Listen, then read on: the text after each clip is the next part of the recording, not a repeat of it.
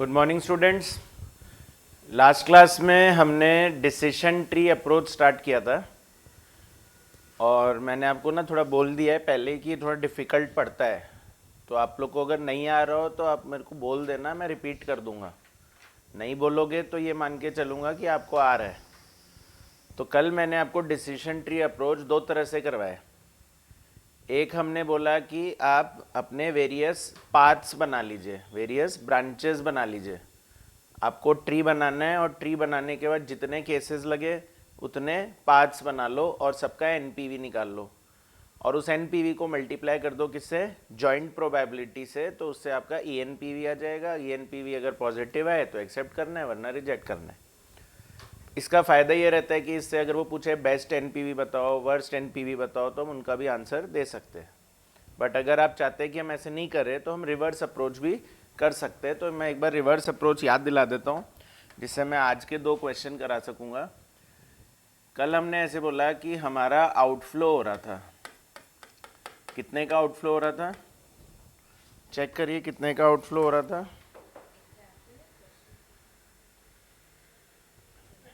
Outflow कितने का हो रहा था, 80,000 रुपीज़ का।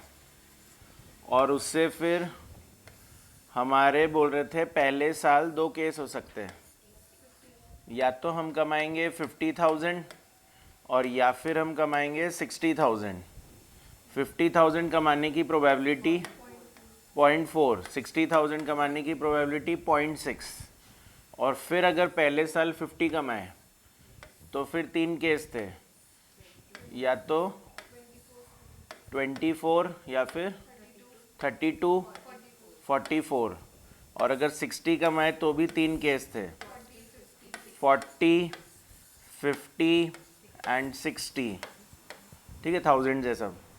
अच्छा, प्रोबेबिलिटी क्या थी इनकी, 0.2, 0.3, 0.1, फिर 0.5, हाँ 0.5 ही आएगा।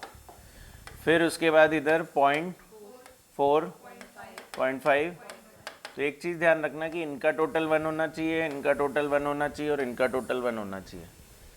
प्रोबेबिलिटी के टोटल हमेशा 1 ही रहेंगे, उतने ही केसेस आपको देंगे। तो अगर मान लो जैसे यहाँ हो जाता है 0.2 और 0.8, तो फिर तीसरा केस नहीं आएगा इसमें। ठीक है, उसको 1 बनाने के लिए जितने केसेस की ज़रूरत है उतने केसेस लगेंगे। तो हमने फिर इसको एक तो बोला कि 6 पाथ है, 6 पाथ के जैसे सॉल्व कर लो, और दूसरा अप्रोच हम बोल रहे थे रिवर्स कर लो। तो एज पर रिवर्स क्या करना है, आपको एवरेज करते हुए चलना है, पीछे से चलते जाओ और एवरेज करते जाओ। तो पहले 24, 32 और 44 का एवरेज किया हमने, वेटेड एवरेज, सिंपल एवरेज नहीं, वेटेड एवरेज। 24, 32, 44 का क्या करना है, वेटेड एवरेज। कितना आएगा, तो ये आया था 36,400। अच्छा, 36,400 सेकेंड ईयर का आया है ना, तो इसमें सेकेंड ईयर का पीवी फैक्टर लगेगा। अच्छा, इधर इन हमने एवरेज किया तो कितना आया, 47,000। तो इसमें भी सेकेंड ईयर का पीवी फैक्टर लगेगा। और ये जो 50 और 60 है, ये कौन से ईयर के हैं, ये फर्स्ट ईयर के हैं, तो इनमें फर्स्ट ईयर का फैक्टर लगेगा। तो फिर हमने क्या किया, 50,000 into 0.909 plus 36,400 into 0.826। 50,000 into 0.909 plus 36,400 into 0.826 कितना आता है, ये 75516 आ गया था। और उसमें से फिर हमने आउटफ्लो माइनस कर दिया 80,000। तो हमने बोला ये जो ब्रांच 1 निकला है ना, इसकी एनपीवी आ गई कितनी, तो ब्रांच 1 की एनपीवी हो गई 44। तो पहले ब्रांच से 3 ब्रांच निकल रहे थे, उन 3 ब्रांच का एवरेज कर दिया, तो अब ये सिंगल ब्रांच बन गया। तो सिंगल ब्रांच की एनपीवी क्या हो गई, 4484 नेगेटिव। सेम रूल यहाँ लगा देंगे, तो 60,000 इंटू 0.909 और प्लस 47,000 इंटू 0.826 का रहा था, कितना आया 93362। और उसमें से 80,000 फिर से माइनस कर दिया था, कितना आया था 13362। तो ये मेरा 13362 आ गया। तो नेगेटिव 4484 के चांसेस है 40%, 13362 के चांसेस है 60%। और उसका एवरेज कर दो, तो 6224 आ जाएगा। याद आया ये? तो ये जो क्वेश्चन था ना स्टूडेंट्स, ये थोड़ा इजी था क्योंकि ये सिंगल डिसीजन पॉइंट का क्वेश्चन था। मतलब मैं पूछूं एक्सेप्ट करे या रिजेक्ट करे, तो वो तो आपने इसी पॉइंट पे डिसाइड किया ना। तो मैंने बाकी सब जगह तो थोड़े ओवल से बनाए, और यहाँ पर मैंने बॉक्स इसलिए बनाया इसको इंडिकेट करने के लिए कि ये एक डिसीजन पॉइंट था आपका, यहाँ जाके आप डिसाइड कर रहे थे, इसलिए हम रिवर्स से यहाँ तक जाके रुके। समझ रहे हो ये चीज़? तो यहाँ डिसाइड नहीं करना है, यहाँ डिसाइड नहीं करना है, डिसाइड कहाँ होगा? यहाँ पे, जहाँ पे आपका आउटफ्लो होगा। तो वहाँ मैं सोचूंगा ना कि मैं ये आउटफ्लो करूँ कि नहीं करूँ। तो आउटफ्लो करेंगे तो ये सब मिलेगा ना। तो आउटफ्लो करना भी है कि नहीं करना, that is your decision box बोलते हैं उसको हम लोग। वैसे कोई जरूरी नहीं कि स्क्वायर बनाओ, पर मैं स्क्वायर इसलिए बना रहा हूँ कि जिससे आपको डिफरेंस समझ में आए। ये तो उसके रिजल्ट्स है कि ये आएगा, पर ये डिसीजन बॉक्स है कि यहाँ डिसाइड करो। तो ऐसे मल्टीपल डिसीजन भी हो सकते हैं। क्या हो सकते हैं? कि हमको 2 बार डिसाइड करना पड़ रहा है। जैसे फॉर एग्जांपल हम आउटफ्लो कर रहे हैं 80,000, उससे हमारा पहले साल इनफ्लो आ रहा है 50,000। अच्छा, फिर हम बोले सेकेंड ईयर कमाने के लिए आपको फिर से इन्वेस्ट करना पड़ेगा, तो मैं करूँ कि नहीं करूँ सेकेंड ईयर में इन्वेस्ट, फर्स्ट ईयर में इन्वेस्ट करूँ कि नहीं करूँ। ऐसे बार बार डिसीजन के भी क्वेश्चन आ सकते हैं, और वही मैंने होमवर्क दिया था आपको एक्चुअली। तो होमवर्क वाला क्वेश्चन निकालिए एक बार। तो मेरे पास आए डाउट्स कि भाई सर नहीं हो रहे ये वाला, ठीक है, तो इस वजह से मैं करा दे रहा हूँ। क्वेश्चन नंबर 31, क्वेश्चन नंबर 31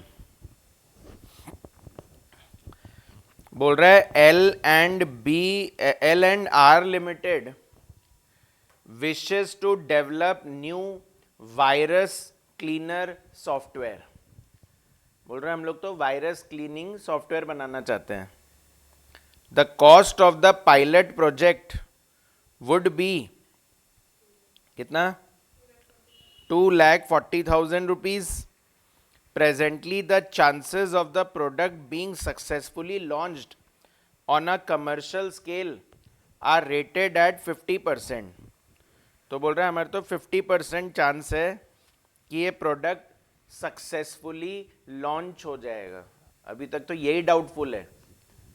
मतलब पैसा तो मैं खर्च कर दूंगा 240, पर उसमें भी गारंटी नहीं है कि सक्सेसफुल रहेगा ही। सक्सेसफुल नहीं रहेगा तो क्या बोलेंगे उसको? फेलियर। अच्छा, इसके चांसेस बोल दिए सक्सेस के 50% ही है, तो फेलियर के चांसेस भी 50% है। In case it does succeed, अगर सक्सीड हो गया, सक्सेसफुल हो गया, LNR can invest. Can invest का मतलब क्या हुआ? वो भी जरूरी नहीं है कि करो, कर सकते हैं। Can invest a sum of 20 lakh rupees further to market the product. Such an effort can generate perpetually an annual cash flow after tax of 4 lakh rupees. हर साल 4 लाख रुपए का परपेचुअली कैश फ्लो आएगा। ये परपेचुअली का क्या इंपॉर्टेंस होता है? इनफाइनाइट। और इनफाइनाइट की पीवी कैसे होती है? डिवाइड करते हैं रेट से। तो एन्युइटी अपॉन आई, तो जो आपकी हर साल का अमाउंट है उसको आई से डिवाइड कर दीजिए, तो आपका पीवी आ जाता है। भाई नॉर्मली साल गिवन होते तब तो क्यूमुलेटिव पीवी फैक्टर लगा देते हैं, बट अगर साल ही नहीं है, इनफाइनाइट है, तो रेट से डिवाइड कर देते हैं। Even if the commercial launch fails, they can make an investment of a smaller amount of 12 lakh with the hope of getting perpetually a sum of 1 lakh rupees.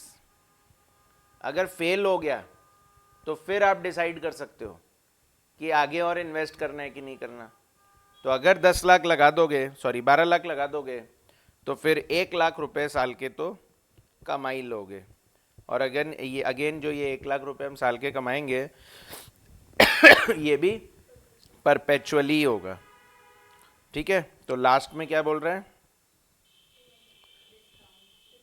Discount rate दे दी, और वही बोल रहा है कि decision tree approach लगा के इसको evaluate करो। Evaluate the proposal adopting decision tree approach. तो क्या लगा, कितनी बार डिसाइड करना है यहाँ पर?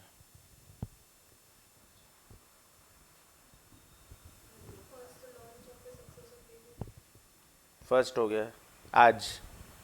फिर मैं तो मतलब पूछना चाह रहा हूँ कितने डिसीजन बॉक्स बनाऊं? 3।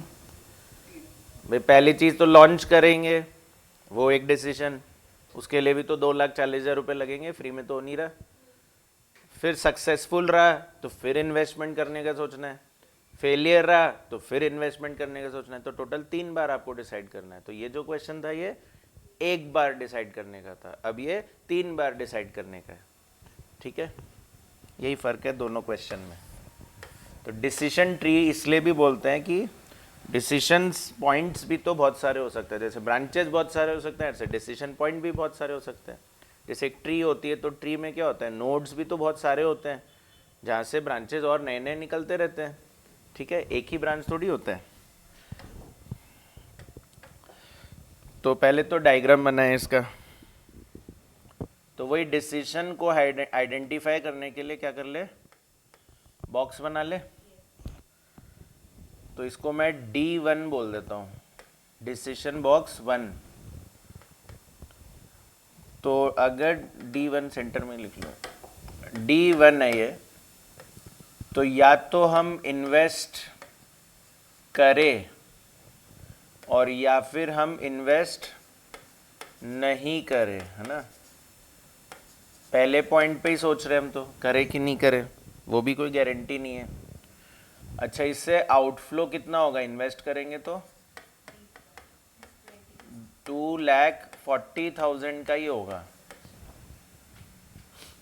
हम तो पहले पॉइंट में सिर्फ यही सोच रहे हैं कि 2,40,000 रुपये भी लगाने हैं क्या।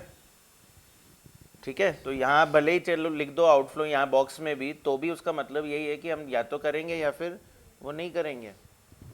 अच्छा, करेंगे तो या तो सक्सेसफुल रहेंगे, या तो सक्सेसफुल रहेंगे, तो ये डिसीजन नहीं है ना, या तो सक्सेस मिलेगा या फेलियर होएगा। सक्सेस की प्रोबेबिलिटी 50%, फेलियर की प्रोबेबिलिटी 50%, सक्सेस की प्रोबेबिलिटी 50%, फेलियर की प्रोबेबिलिटी 50%। तो या तो सक्सेसफुल रहूँगा या फेलियर रहूँगा। अच्छा, सक्सेसफुल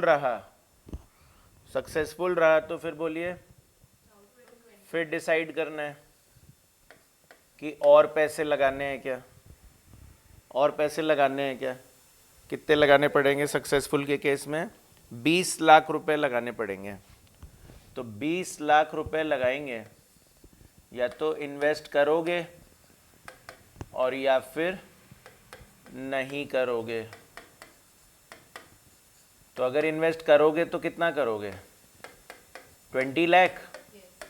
उससे मिलेगा क्या, 4 lakh per annum, 4 lakh per annum. और इन्वेस्ट नहीं करा तो लड्डू, 0। इन्वेस्ट नहीं करा तो फिर थोड़ी कुछ मिलेगा। पर अगर फेलियर रहा तो क्या ऑप्शन है, तब भी आप सोच सकते हो कि और इन्वेस्ट कर दे या फिर नहीं करे। या तो इन्वेस्ट कर दो और या फिर इन्वेस्ट मत करो। इन्वेस्ट कर दोगे तो 1 लाख पर एनम तो कमाई लोगे, उसके लिए इन्वेस्ट कितना करना पड़ेगा, 12 लाख। और इन्वेस्ट नहीं करे तो लड्डू, कुछ नहीं मिलेगा। ये आपका डायग्राम है इसका। डिसीजन ट्री अप्रोच अगर लिखा हुआ आ जाए तो डायग्राम बनाना ही है। ये मत सोचना कि ये तो चॉइस है, बना के ही सॉल्व हो पाएगा, वरना होगा नहीं, समझ में नहीं आएगा। अब बोलो, डिसाइड करना है, कैसे करूं? डिसाइड करना है कैसे करूं? रिवर्स अप्रोच लगा लूं। यहाँ तो बोला नहीं है बेस्ट केस वर्स्ट केस वगैरह करो, तो रिवर्स अप्रोच से कर लेता हूँ। इसका ये स्टडी मटेरियल का ही क्वेश्चन है और उसका आंसर इंस्टीट्यूट ने रिवर्स अप्रोच से दिया है। तो एज पर रिवर्स अप्रोच हम इधर से चलेंगे। तो बताओ 20 लाख इन्वेस्ट करूंगा और 4 लाख हर साल कमाऊंगा, डिस्काउंट रेट क्या है? तो 4 लाख की पीवी करो 10% से 40 लाख होता है। तो मेरा एनपीवी मतलब यहाँ पीवी आ गई 40 लाख, तो एनपीवी कितना हो जाएगा? 20 लाख। एनपीवी समझते हो ना, इनफ्लो माइनस आउटफ्लो। तो हर साल कितना कमाऊंगा? अरे हर साल कितना कमाऊंगा? 4 लाख परपेचुअली। डिस्काउंट रेट 10% है तो 40 लाख हो गया ना। और उसके लिए लगाने कितने पड़ेंगे? अभी ये मत सोचो सर स्टार्टिंग का 240 भी तो लग गया, हम रिवर्स चल रहे हैं। ठीक है, अभी से उसका सोचो लास्ट ब्रांच का। तो 40 लाख कमाऊंगा, 20 लाख लगाऊंगा, नेट कितना कमाऊंगा? 20 लाख। पर अगर इन्वेस्ट ही नहीं करा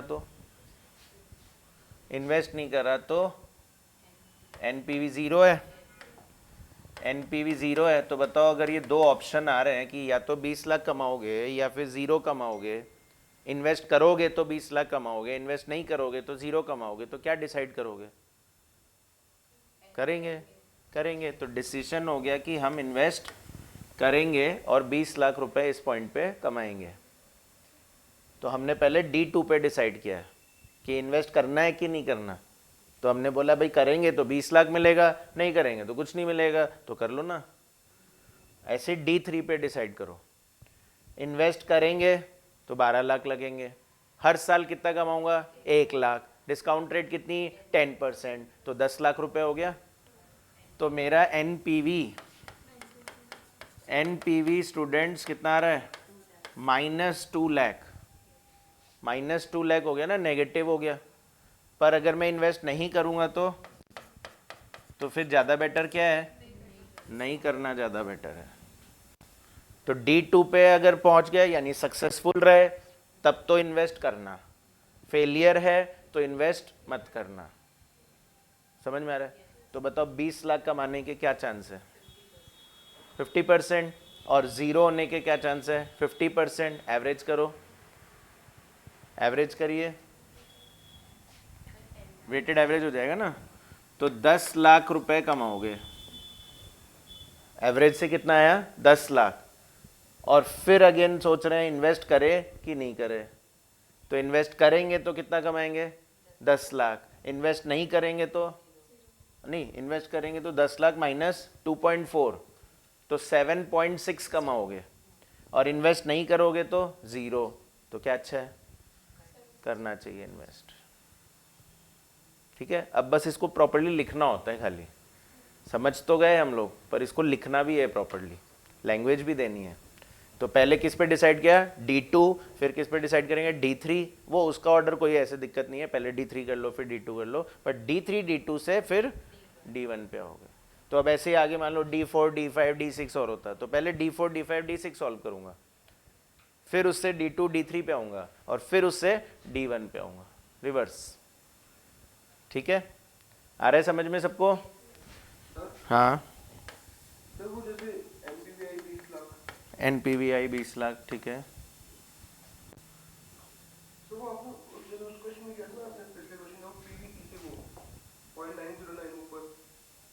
नहीं तो 4 लाख की मैंने, अच्छा 4 लाख कब कमाओगे? तो हमने पीवी कर दी ना, 40 लाख तभी तो आया, हर साल का हो गया ना। और यहाँ पर ये कितने साल थे? ये तो साल ही 2 थे खाली। तो पहले साल का फैक्टर लगाया, दूसरे साल का फैक्टर लगाया। अब मैं बोलता नहीं 50,000 परपेचुइटी आएगी, तब थोड़ी पहले साल दूसरा साल करता रहता, डिवाइड बाय आई कर दूंगा ना। पीवी तो कर ही रहा हूँ। कैश इनफ्लो हो कहाँ रहा है? इनफ्लो यही तो हो रहा है सीधे, और बोल रहे हैं हर साल हो रहा है, तो पीवी कर दी उसकी। ठीक है, बना लिया ना डायग्राम।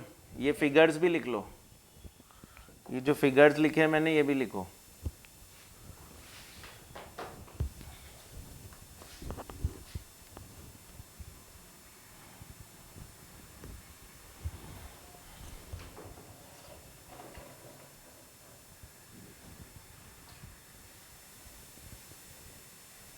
डिसीजन ट्री अप्रोच 2 बार आएगा आपके कोर्स में, एक तो ये पढ़ ही रहे हो और एक हम लोग आगे डेरिवेटिव्स चैप्टर पढ़ते हैं, वहाँ पर भी ये आता है डिसीजन ट्री। उसको वहां पर बाइनोमियल ट्री बोलते हैं।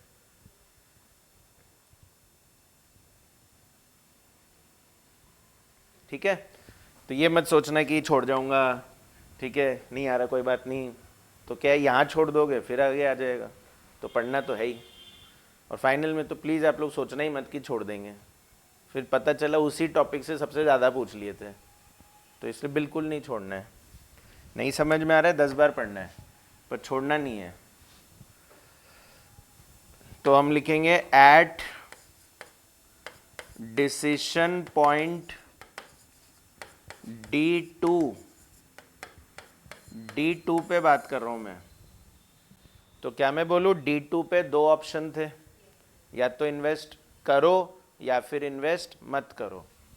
तो at decision point D2 there are two options, पहला इन्वेस्ट कितना 20 लाख रुपीज टू अर्न कितना 4 lakhs पर एनम परपेचुअली। तो मैंने पूछा इसका एनपीवी निकाल दो, कितना कमाओगे इससे, तो 4 लाख को डिवाइड कर दिया 10% से, तो ये पीवी तो हो गई उसकी, और माइनस 20 लाख, तो कितना आया। तो अगर इन्वेस्ट करूंगा तो 20 लाख कमाऊंगा। और सेकंड ऑप्शन क्या है, डू नॉट इन्वेस्ट। तो जब इन्वेस्ट ही नहीं करूंगा तो कितना कमाऊंगा, तो कुछ नहीं कमाऊंगा, तो ना पैसा लगा ना कमाऊंगा, तो एनपीवी क्या हो गई 0। तो अब डिसाइड करो इन दोनों ऑप्शन में से क्या अच्छा है। जैसे यहाँ डिसाइड किया था, जैसे इस क्वेश्चन में डिसाइड किया था कि अगर इन्वेस्ट करूंगा तो 6224 कमाऊंगा, तो अगर नहीं करूंगा तो नहीं कमाऊंगा, तो बेटर फिर है कि कमाओ।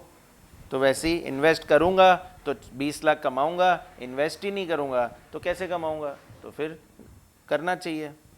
तो देयरफॉर इन्वेस्ट एट D2, जब D2 पे खड़े हो तो इन्वेस्ट करना।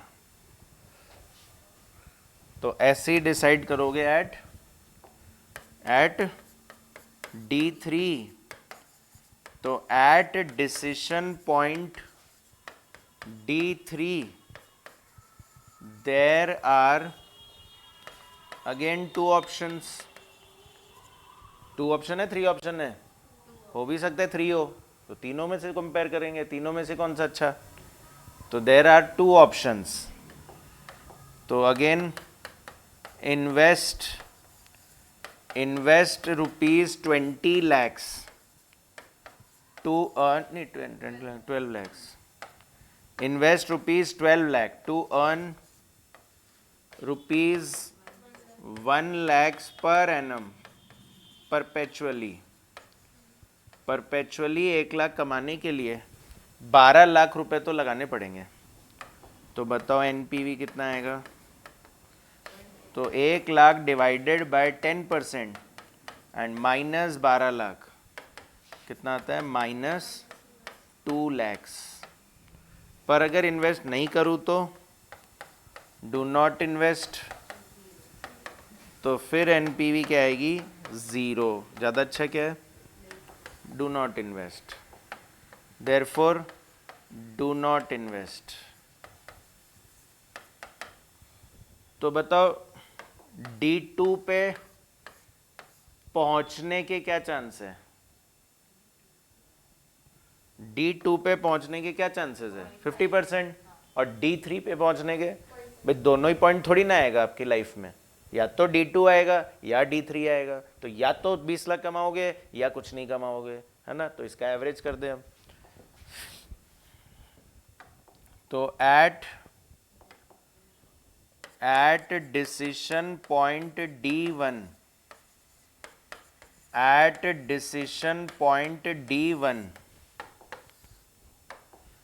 तो एक्सपेक्टेड एनपीवी बन जाएगा। प्रोबेबिलिटी से जब मल्टीप्लाई करते हैं तो क्या बोलते हैं उसको, एक्सपेक्टेड एनपीवी। तो एक्सपेक्टेड एनपीवी इज 20 लाख कमाऊंगा, इसके क्या चांस है 0.5, और 0 कमाऊंगा, इसके क्या चांस है, और डिवाइडेड बाय 1 कितना आ रहा है, माइनस नहीं, अभी पहले 10 लाख। एक्सपेक्टेड एनपीवी हो गई 10 लाख, पर इन्वेस्ट भी तो करना पड़ेगा ₹2.4 लैक्स। इसको कमाने के लिए 2.4 लाख और लगाने भी तो पड़ेंगे। तो एनपीवी एक्चुअली एट D1 कितनी हो जाएगी, 10 minus 2.4, that is 7.6 lakh. ENPV बोलो, ENPV D1 पे 7.6 लाख आ रहा है, तो क्या इन्वेस्ट करना चाहिए, therefore invest at D1।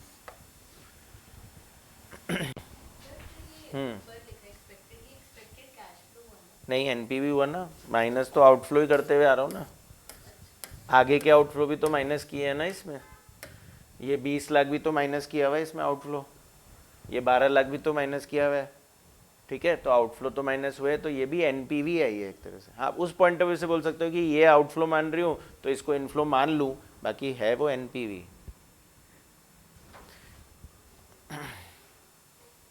Net cash flow बोल दो, है ना, नेट कैश फ्लो बोल सकते हो। समझ में आया क्वेश्चन? चलो एक और है, वो इससे भी थोड़ा हार्ड है।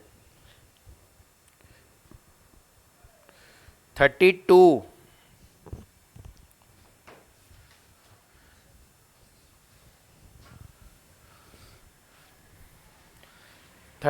बोल रहा है,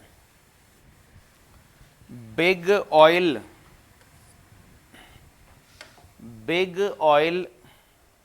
is wondering whether to drill in Westchester country।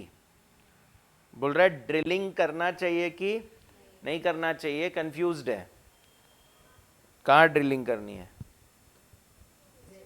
हाँ नहीं, वेस्टचेस्टर में तो करनी है, पर ड्रिल किस चीज़ को करना है, ऑयल को ड्रिल थोड़ी करेंगे, ऑयल फील्ड्स, ऑयल वेल्स, है ना, तो ऑयल वेल में क्या करनी है, ड्रिलिंग करनी है, और ऑयल ढूंढना है, कंपनी ऑयल कंपनी है तो वो ऑयल निकालना चाह रही है, ठीक है, ऑयल फील्ड से या ऑयल वेल्स से। जैसे होता है ना, कई लोग के घर बन रहे होते हैं तो बोरिंग खोद रहे होते हैं, बोरिंग की ड्रिलिंग चल रही होती है, पानी निकालना है जिससे हमेशा पानी आता रहे, कोई रेस्ट्रिक्शन नहीं रहे, तो ऐसे ही बोल रहे हैं ऑयल निकालना चाह रहे हैं। तो बोल रहे the prospectus is as follows, depth of well feet 2000, 4000, 6000, मतलब 2000, 4000, 6000, मतलब 3 बार क्यों दिया है, कितने गहरे ऑयल में मिल जाएगा, ऑयल वेल में मिल जाएगा।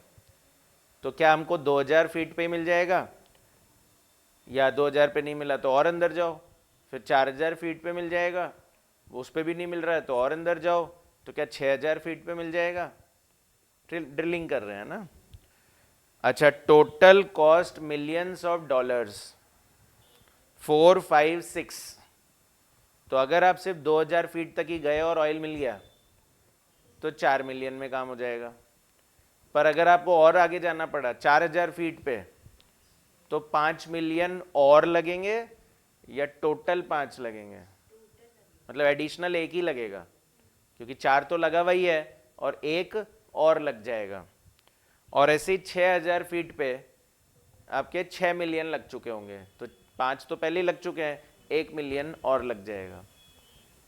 अच्छा, cumulative probability of finding oil, तो क्यूमुलेटिव प्रोबेबिलिटी 0.5, 0.6, 0.7, ठीक है। क्यूमुलेटिव प्रोबेबिलिटी क्या होता है, क्यूमुलेटिव प्रोबेबिलिटी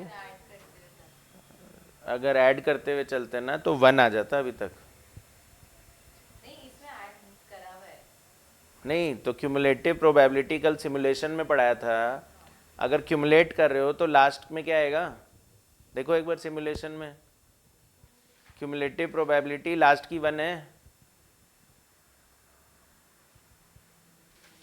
सिमुलेशन में देखो ना, प्रोबेबिलिटी लिखी थी फिर उनको ऐड किया था, तो क्यूमुलेटिव प्रोबेबिलिटी तो लास्ट में 1 आ जाएगी ना, क्योंकि प्रोबेबिलिटी का टोटल 1 है तो क्यूमुलेटिव भी तो 1 हो जाएगा। तो ये तो 0.7 तक ही दे रखा है, मतलब क्या बोलना चाह रहा है, अभी और बचा हुआ है इसमें ऐड करना। तो एक्चुअली ये वर्ड गलत लिख दिया इन्होंने, डिसीजन ट्री में क्यूमुलेटिव प्रोबेबिलिटी नहीं होता है, जॉइंट प्रोबेबिलिटी होता है। कल लिखवाया था मैंने आप लोगों को, थ्योरी में पढ़ो एक बार। In this case we use joint probability, तो जॉइंट प्रोबेबिलिटी दी हुई है ये, क्यूमुलेटिव लिख दिया, एग्जाम में आया हुआ क्वेश्चन है ये, ठीक है, 2000 में आया था, तब क्यूमुलेटिव प्रोबेबिलिटी लिख दिया, हालांकि उसके बाद आया नहीं कभी, बट जब भी आया था क्यूमुलेटिव नाम से लिख दिया था। अगर सच में क्यूमुलेटिव होता तो टोटल में लास्ट में 1 होना चाहिए, ये उसका आइडेंटिफिकेशन होता है, पर ये जॉइंट प्रोबेबिलिटी दी हुई है। मतलब जॉइंट प्रोबेबिलिटी क्या होती है, याद है joint probability, probability into probability is joint probability. और फिर उसके बाद पीवी ऑफ ऑयल दे दिया, पीवी ऑफ ऑयल मतलब कि अगर ऑयल मिल गया तो फिर हम कितना कमाएंगे, तो बोल रहा है कि हम 10 मिलियन कमाएंगे अगर 2000 फीट पे मिल गया, पर अगर हमको और आगे जाना पड़ा 4000 फीट पे, तो फिर उसके और टाइम भी तो लग जाएगा, अरे लेट हो जाओगे ना 6000 फीट तक, 4000 फीट तक ड्रिल करोगे तो टाइम वैल्यू का फर्क भी तो पड़ जाएगा, तो उसकी पीवी कम हो जाएगी, 9 मिलियन ही हो जाएगी। और 4000 फीट पे भी नहीं मिला, 6000 फीट तक गए तो फिर तो 8 मिलियन हो जाएगा, टाइम लग जाएगा, तो पीवी करके दे रखा है, टाइम नहीं बताया इस क्वेश्चन में, इसलिए उसकी पीवी करके ही ऑलरेडी बता दी है, आपको पीवी फैक्टर नहीं लगाने। Draw a decision tree showing the successive drilling decision, इसका क्या मतलब, सक्सेसिव ड्रिलिंग डिसीजन कितनी बार डिसाइड करना है, 3 बार, या तो 2000 फीट तक जाएंगे, या 4000 फीट तक जाएंगे, या 6000 फीट तक जाएंगे। 4000 पे कब जाओगे, जब 2000 पे नहीं मिलेगा। 6000 पे कब जाओगे, जब 4000 पे नहीं मिलेगा। तो वो 6000 पे जाना है नहीं जाना है, ये सोचोगे तो सही, ठीक है। अच्छा, तो how deep should it be prepare to drill, तो वही पूछ रहा है, बताओ कहाँ तक जाए, ठीक है। तो अगेन पहले इसका डायग्राम इंपॉर्टेंट है, डायग्राम सही बनेगा तो ही सॉल्व कर पाओगे उसको ठीक से। तो पहले मैं बना रहा हूँ, आप लोग देखिए। तो 32 में बोल रहा है कि हम डिसाइड करेंगे पहले कि ड्रिल करे या नहीं करे, मतलब ऐसे कोई ज़रूरी नहीं है कि आप करो, आप मना कर दो, नहीं हमारा तो फ़ायदा ही नहीं दिख रहा, हम नहीं करेंगे, एनपीवी नेगेटिव आ गया तो मना ही करोगे ना कि नहीं करेंगे। तो बताओ ड्रिल करेंगे तो कितना पैसा लगेगा, ड्रिल करने में $4 मिलियन लगता है, ड्रिल करेंगे तो आउटफ्लो जो है वो $4 मिलियन का होगा। अच्छा ड्रिल नहीं करूँगा तो कुछ भी नहीं होगा, ज़ीरो है ये तो। अच्छा ड्रिल किया तो 2 केस होंगे, या तो ऑयल मिल जाएगा और या फिर ऑयल, जिसको आप वही सक्सेस और फेलियर भी लिख सकते हो ना, जो अभी पिछले क्वेश्चन में लिखा, या तो सक्सेसफुल रहोगे ऑयल मिल जाएगा, या फेल्ड हो जाओगे नहीं मिला। तो अगर मिल गया तो कमाऊंगा क्या, मिल गया तो कमाऊंगा क्या,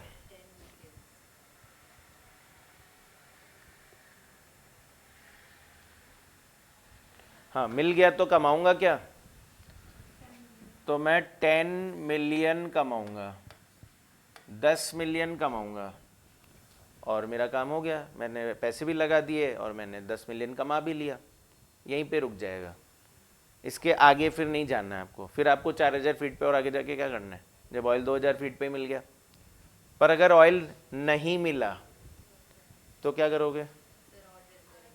हाँ, और ड्रिल करेंगे? आपने डिसाइड कर लिया तो फिर डिसाइड होगा कि ड्रिल करेंगे या नहीं करेंगे, ड्रिल करे आगे या ड्रिल नहीं करे अप टू 4000। समझ में आ रही बात?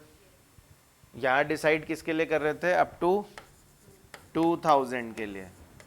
पर ऑयल नहीं मिला है तो ही तो सोचूंगा ना आगे जाना है नहीं जाना।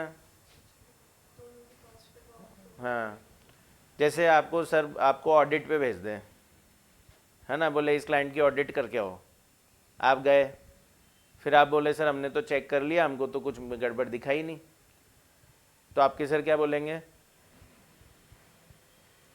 या तो बोलेंगे ठीक है चलो कोई बात नहीं, या बोलेंगे नहीं ठीक, थोड़ा और ठीक से करो, थोड़ा और डीप देखो उसको, कुछ तो मिलेगा गड़बड़, कुछ तो अपने को रिपोर्ट करना ही है। ठीक है, तो चॉइस हो गया ना कि या तो छोड़ दे और या फिर और करो। ठीक है, वही तो, या तो हम छोड़ दे, बोले हो गया ख़त्म, हमारे पास और पैसे नहीं है, पर अगर है पैसा तो आगे बढ़ो, ड्रिल, तो ड्रिल करो। अच्छा, ड्रिल करेंगे तो कितना पैसा लगेगा? 5 हो जाएगा, यहाँ पर क्यूमुलेटिव 5 हो जाएगा। अच्छा, ड्रिल किया तो 2 केस है। अरे फिर से जरूरी थोड़ी ऑयल मिलेगा ही मिलेगा, तो अगेन 2 केस है, या तो फाइंड ऑयल और या फिर नॉट फाइंड ऑयल, या तो ऑयल मिला या फिर ऑयल नहीं मिला। मिल गया तो कितने कमाऊंगा? 9 मिलियन कमाऊंगा। पर अगर नहीं मिला तो फिर डिसाइड करोगे, ज़ीरो कैसे, और आगे जाना है, तो D3 पे फिर डिसाइड करूंगा क्या कि ड्रिल करना है या नहीं करना। Not drill up to 6000 feet, not drill up to 6000 feet. ठीक है, अगर नॉट ड्रिल हो गया तो ख़त्म, पर अगर ड्रिल किया तो 2 केस है फिर से, या तो ऑयल मिलेगा और या फिर ऑयल नहीं मिलेगा, ऑयल मिलेगा या फिर नहीं मिलेगा। मिल गया तो अच्छा, यहाँ कॉस्ट कितनी है? 6 हो जाएगी यहाँ तक। अच्छा, ऑयल मिला तो 8 मिलियन, नहीं मिला तो अब लास्ट है, बस इसके आगे और नहीं जाना, अब तो बस रुक ही जाना पड़ेगा कि हमारी किस्मत में ऑयल है ही नहीं। ठीक है ना, बनाओ।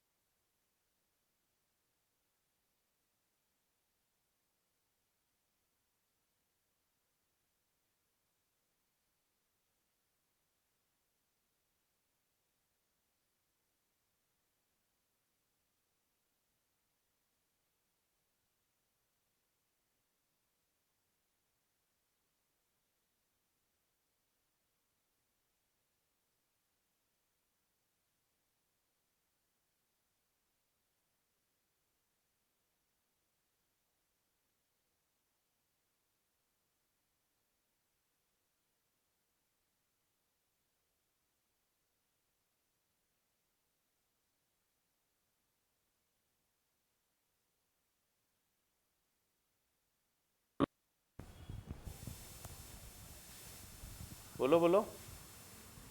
सर इसमें जैसे जैसे ये आउटफ्लो बढ़ा रहा है अपना, मतलब जितना डीप जा रहा है उसका इनफ्लो कम भी होता जा रहा है। बोला ना, टाइम निकलता जा रहा है, पीवी होती जा रही है, ये जो आपको ऑयल मिलेगा 2000 फीट पे, जैसे मान लो ये पहले साल में मिल गया, पर जब आपको 4000 पे जाना पड़ा तो टाइम भी तो लग जाएगा ड्रिल करने में, या आप बोल रहे हो कि एक दिन में ही हो जाता है ड्रिलिंग? तो टाइम लगेगा तो पीवी कम होगी क्या? पीवी दे रखी है ना, मैं यही बोल रहा हूँ, ऑलरेडी पीवी किया हुआ है, आपको पीवी करना नहीं है, पीवी ऑलरेडी करा हुआ है।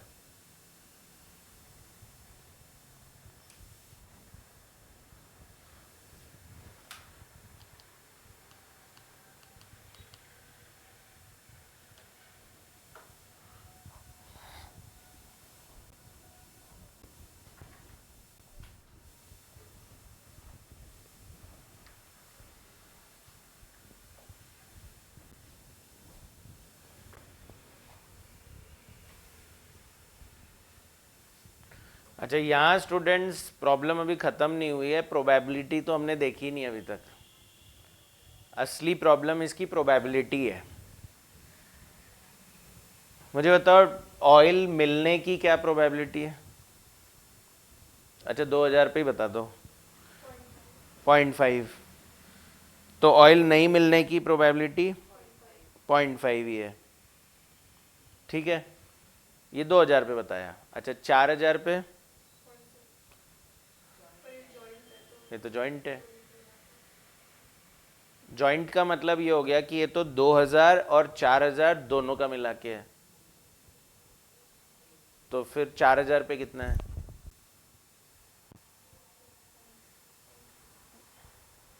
कैसे आता है जॉइंट? मल्टीप्लाई करके, तो डिवाइड कर दो। 0.6 अपॉन 0.5 बोल रहे हो, कितना आएगा? 1.2। प्रोबेबिलिटी 1 से ज़्यादा थोड़ी होती है, तो 1.2 कैसे बोल दें? तो मतलब कुछ गलत हो रहा है। तो वही बताना है कि क्या प्रॉब्लम है इसमें। देखिए स्टूडेंट्स, हमको क्वेश्चन ने बोला कि डेप्थ जो है ना वो 2000 फीट, 4000 फीट और 6000 फीट है, और ये उन्होंने हमको cumulative probability of finding oil दे दिया था, जिसको मैं बोल रहा हूँ कि ये क्यूमुलेटिव नहीं है, ये जॉइंट प्रोबेबिलिटी है। तो cumulative probability of finding oil कितना दिया? 0.5, 0.6 और 0.7। हाँ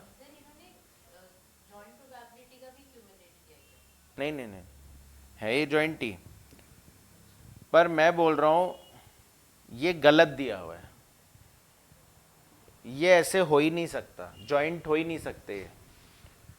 क्यों नहीं हो सकते? मुझे अगर 2000 फीट पे ऑयल मिल गया तो मैं 4 पे गया ही क्यों? आप बोल रहे हो प्रोबेबिलिटी ऑफ फाइंडिंग ऑयल, तो आप बोल रहे हो 2000 पे ऑयल मिलने के क्या चांस है, 4000 पे ऑयल मिलने के क्या चांस है, दोनों का ज्वाइन कर दिया। पर मैं बोल रहा हूँ जब 2000 पे मिल ही गया तो 4000 पे गया क्यों? 4000 पे तो तब जाऊंगा ना जब 2000 पे नहीं मिला होगा। तो मैं बोल रहा हूँ नहीं मिलना तो ज्वाइन हो सकता है, पर मिलना ज्वाइन नहीं हो सकता। ऐसा हो सकता है क्या 2000 पे भी नहीं मिला और 4000 पे भी नहीं मिला? ये हो सकता है, पर आप बोल रहे हो 2000 पे भी मिला, 4000 पे भी मिला। ये इन्होंने जानबूझ के आपको फंसाने के लिए दिया है। तो मैं बोल रहा हूं इससे आप निकालोगे cumulative probability of not finding oil, cumulative probability of not finding oil निकालना आप इससे। टोटल प्रोबेबिलिटी 1 होती है, आप बोल रहे हो प्रोबेबिलिटी ऑफ फाइंडिंग ऑयल है 0.5, तो नॉट फाइंडिंग ऑयल भी 0.5 है। आप बोल रहे हो cumulative probability of finding oil 0.6 है, तो मैं बोल रहा हूँ नॉट फाइंडिंग है 0.4, और अगर ये 0.7 तो ये क्या है 0.3। तो अब ये हो सकता है कि 2000 पे भी नहीं मिला था और 4000 पे भी नहीं मिला था, तो ये अब ज्वाइंट हो सकता है। तो अब करना 0.4 में 0.5 डिवाइड, डिवाइड होगा ना, ये तो ऑलरेडी जॉइंट है ना, 0.8 आएगा। 0.6 डिवाइड बाय 0.5 कर रहे थे तो 1.2 आ रहा था, पर जब 0.4 डिवाइड बाय 0.5 करोगे तो 0.8 आएगा। और ऐसे ही 0.3 ऐसा हो सकता है कि 2000 पे भी नहीं मिला, 4000 पे भी नहीं मिला, 6000 पे भी नहीं मिला, तो 6000 जॉइंट है अगेन, तो उसमें से अगर 0.3 को डिवाइड करो 0.4 से तो 0.75 आ जाएगा। यानी इससे मेरी normal probability of not finding oil निकल जाएगा। Probability of not finding oil which will be 0.5, 0.8 and 0.75. 0.4 divided by 0.5 and 0.3 divided by 0.4.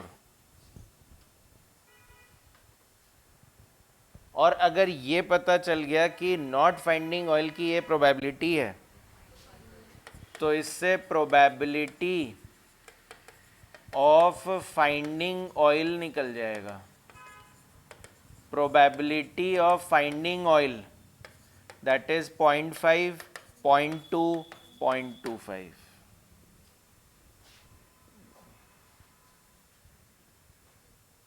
यहाँ भी हमने 1 माइनस 0.5 किया था, 1 माइनस 0.6 किया, 1 माइनस 0.7 किया, तो ये तो हमने पहले ही बोल दिया था। 0.5 देखते हैं कि मिलने की 0.5 है तो नहीं मिलने की 0.5 है, वही आया।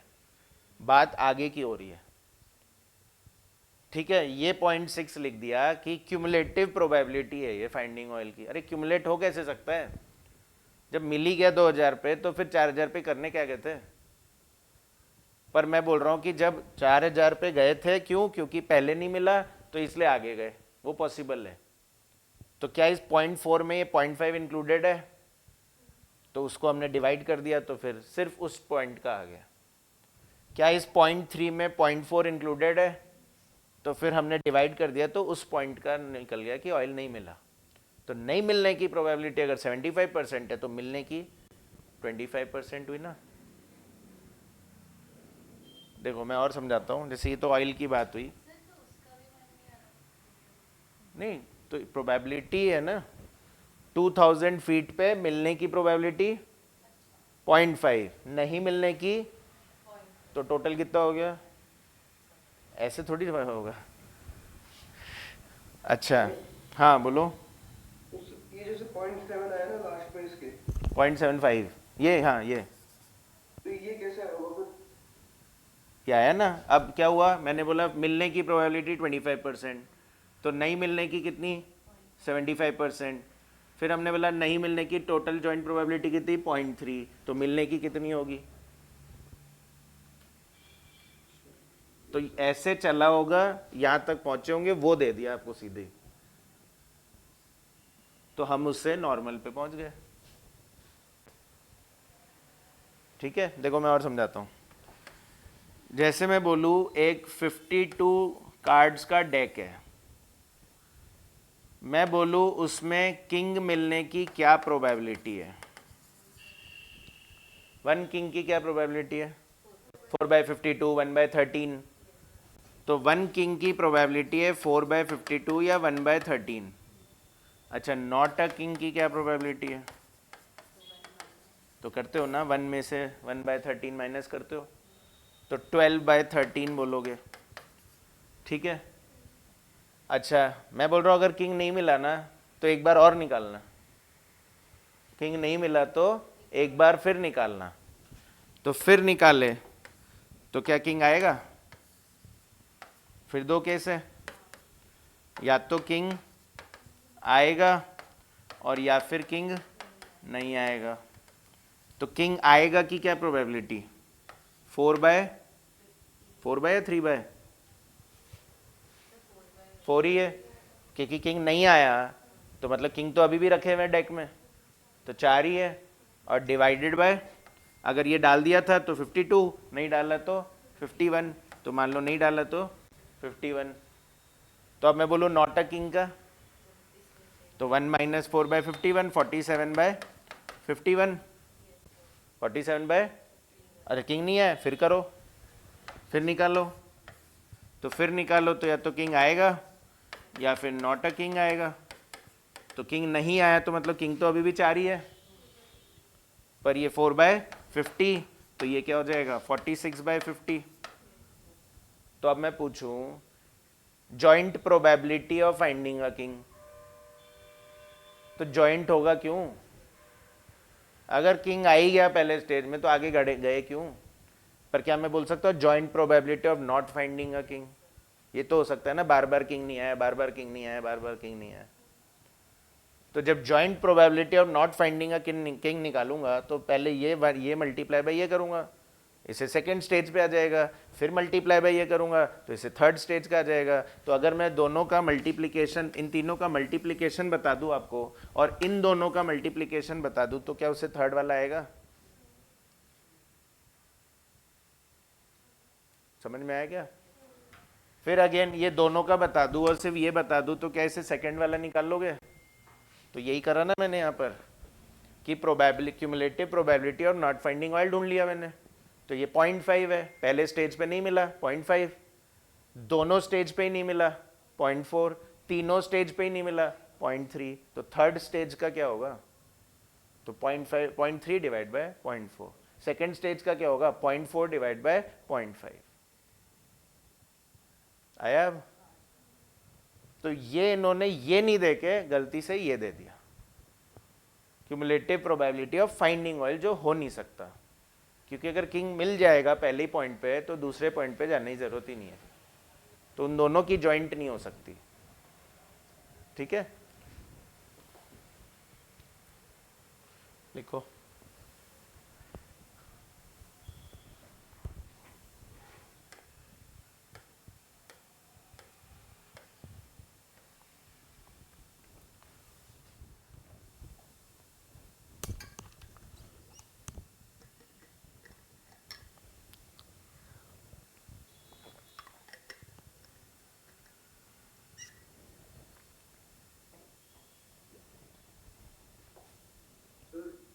बोलो बेटा। तो एक चीज और कंफ्यूजन, जैसे आपने नॉट फाइंडिंग ऑयल आपने निकाला अभी, कौन सा वाला नॉट फाइंडिंग, मतलब प्रोबेबिलिटी या क्यूमुलेटिव? सर प्रोबेबिलिटी, हाँ ये वाला, ठीक है। तो इसमें जैसे आप नॉर्मल मल्टीप्लाई कर रहे हैं अपने 0.5 इंटू 0.8, हाँ तो 0.4 आ जाएगा ना। हाँ हाँ, अब जैसे फाइंडिंग ऑयल में भी ऐसा करना चाहिए तो 0.6 नहीं तो मैं यही तो बोल रहा हूँ, पॉइंट फाइंडिंग ऑयल को ज्वाइन नहीं कर सकते ना, यही तो मैं समझाना चाह रहा हूँ। अगर मुझे 2000 फीट पे ऑयल मिल गया तो 4000 फीट पे क्या करने गए थे? तो क्यों, मेरा जो आगे का ड्रिलिंग है वो तो इस पे डिपेंडेंट है ना कि पिछले स्टेज पे ऑयल नहीं मिला। अगर पिछले स्टेज पे ऑयल मिल गया तो आगे ड्रिल जाना ही नहीं है।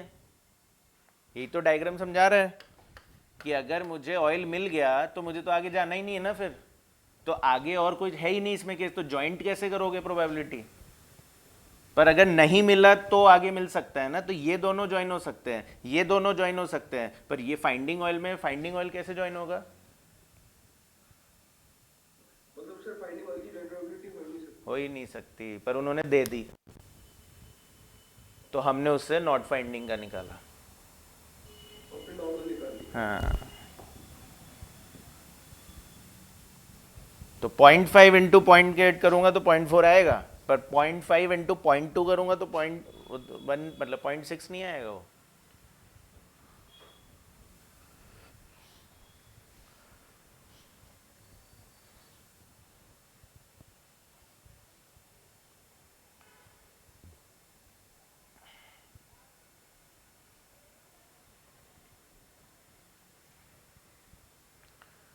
तो पहले तो वो ट्री से खेल रहे थे आपके साथ, फिर वो प्रोबेबिलिटी के साथ खेल गए आपके साथ।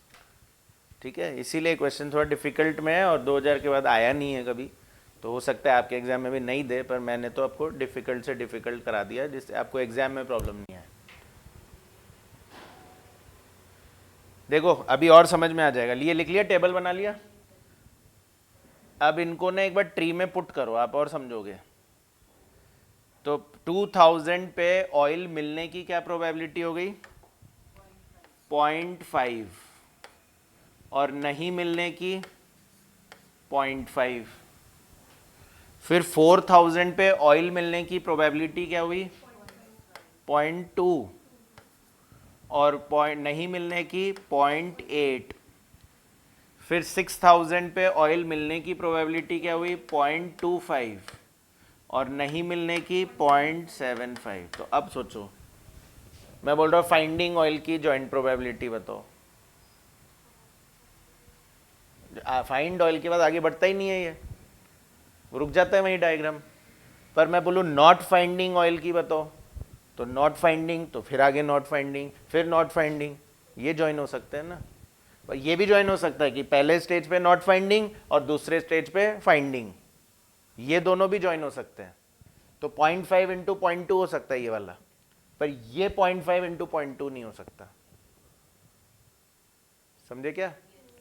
तो 0.5 इंटू 0.8 वही दिया हुआ है 0.4, ठीक है। 0.5 इंटू 0.8 इंटू 0.75 तो वही दिया हुआ है 0.3।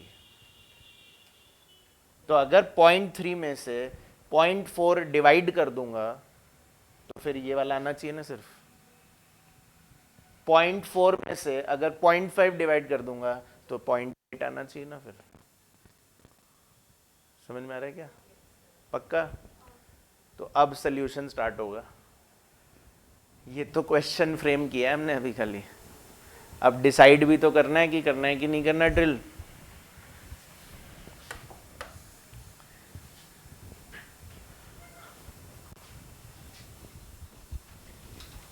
तो एज अ स्टूडेंट थोड़ा ये डिफिकल्ट पड़ता ही है, मतलब मैं भी ये बोलूँगा कि जब हम भी पढ़ते थे इस क्वेश्चन को, क्योंकि मैंने ही पढ़ा हुआ है ये क्वेश्चन 2000 में आया हुआ है और मैंने सीए कंप्लीट किया था 2011 में, ठीक है। तो अब हमको भी ये क्वेश्चन कराते थे तो हम भी सर पकड़ के बैठ जाते थे क्या हो रहा है क्या हो रहा है। पर क्या सोल्यूशन निकाला उसका? एक बार पढ़ने से नहीं आएगा, बार बार करना पड़ेगा। तो बार बार करा है तो अब आपको पढ़ा रहा हूँ कि ये ऐसे होगा, ठीक है। कुछ चीज़ें होंगी जो बहुत एक बार में ही आ रही है तो बिल्कुल उसको एक बार दो बार करके छोड़ दो, पर कुछ चीज़ें होती हैं जो 10 बार में भी नहीं आएंगी तो उसको 15 बार करो, उसको 20 बार करो, पर उसको करके जानना है। जितनी बार आप पढ़ोगे ना उसको, आपको थोड़ा और समझ में आएगा, ठीक है। लर्निंग कर्व बोलते हैं इसको, है ना। लर्निंग कि हम एक बार पढ़ते हैं तो हमें कुछ समझ में आता है, दूसरी बार पढ़ते हैं थोड़ा और समझ में आता है, ठीक है। और फिर अपने आप ही टाइम कम हो जाता है उसका। चलिए, तो अब बताइए, डिसीजन लेना है, मैं ड्रिल करूँ कि नहीं करूँ ये बताना है। तो रिवर्स अप्रोच से चलते हैं, बेस्ट केस वर्स्ट केस तो पूछ नहीं रहा है, तो रिवर्स से चलते हैं। D3 पे डिसाइड करते हैं पहले कि ड्रिल करें कि नहीं करें। 6000 तक जाना है कि नहीं जाना पहले ये सोच लो, फिर सोच लेंगे 4000 पे भी जाना है कि नहीं जाना, फिर सोच लेंगे 2000 पे भी जाना है कि नहीं जाना, है ना। लास्ट तक जाना है कि नहीं जाना पहले ये सोच लो, ठीक है। तो बताओ, अगर D3 पे ड्रिल किया तो कितने पैसे लगे? 6 मिलियन लगे। 6 मिलियन लगे ना। पीवी भी नहीं कुछ करनी है आपको, कुछ सब पीवी करी हुई है। तो ड्रिल किया तो 6 मिलियन लग गए। अच्छा, ऑयल मिला तो कितना कमाऊंगा? तो एनपीवी कितनी आई? अरे 6 मिलियन लग गए, 6000 फीट तक जाने में 6 मिलियन लग गए। और अगर मिल गया तो 8 मिलियन कमाऊंगा। तो एनपीवी कितनी हुई? नहीं, बाद में, पहले एनपीवी तो बताओ, इसको भूल जाओ। अब ऐसे सोचो, 6 मिलियन लगा रहा हूँ, 8 मिलियन कमा रहा हूँ, 2। अच्छा, 6 मिलियन लगाए पर मिला ही नहीं, तो -6।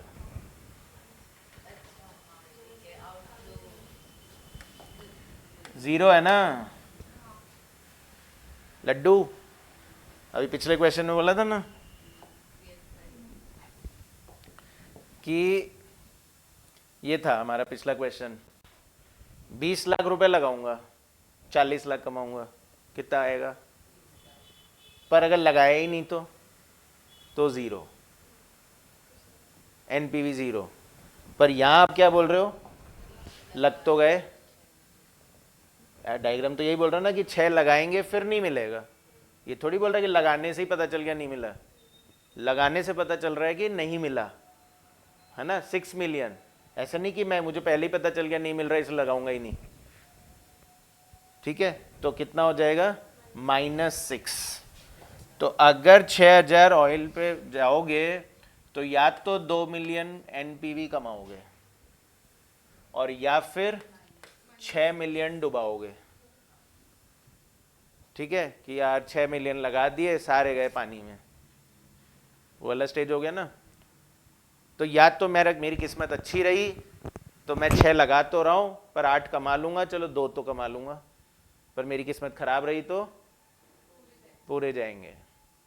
अच्छा, किस्मत अच्छी होने के क्या चांस है? 0.25। किस्मत खराब होने के क्या चांस है?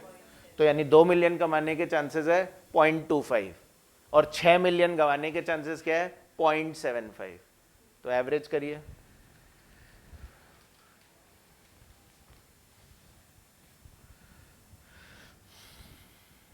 एवरेज करो 2 इंटू 0.25 एंड -6 इंटू 0.75।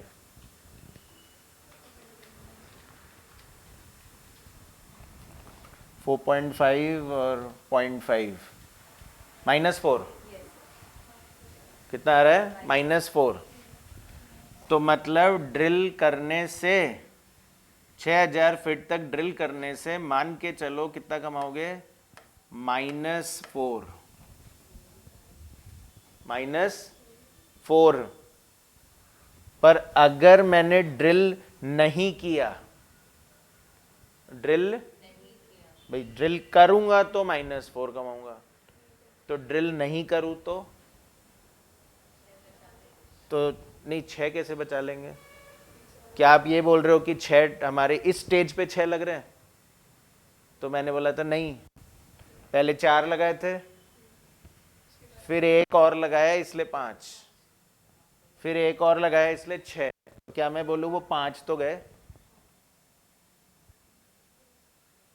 नहीं आ रहा समझ में?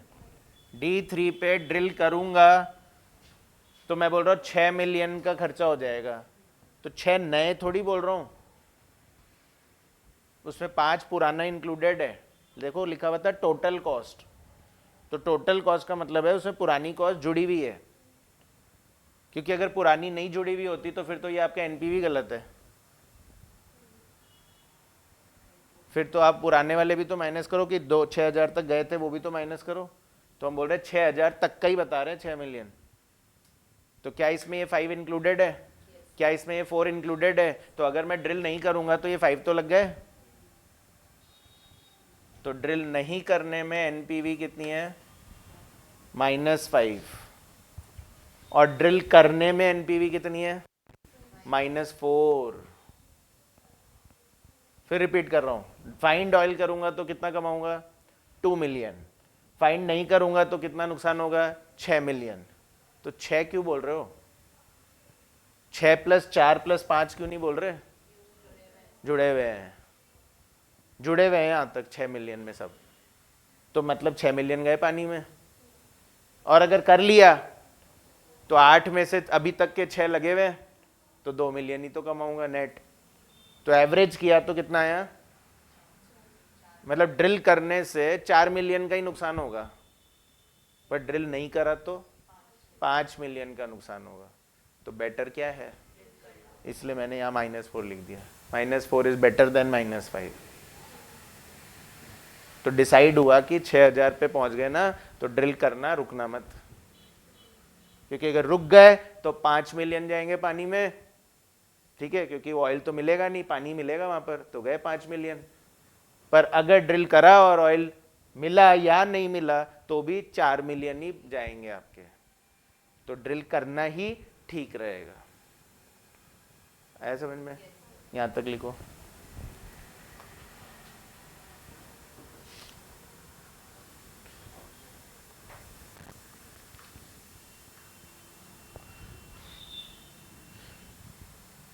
हाँ बोलो।